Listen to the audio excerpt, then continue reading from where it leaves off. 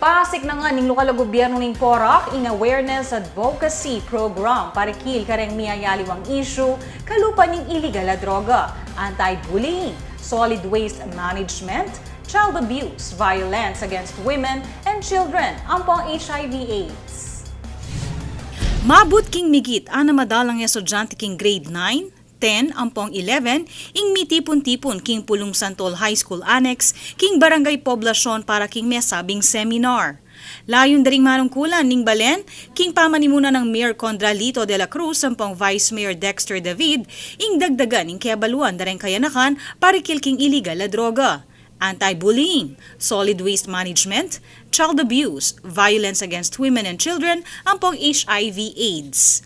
Proyekto ni itining opisina ning BC Alcalde, kapulisan ning Porac, ampong Porac Rural Health Unit, kapamilatan ning suporta ning alkalde ampong miyembro ning Sangguniang Bayan. Target lang laganasan denggang eskwela king Porac bilang parti ning information dissemination campaigning advokasya.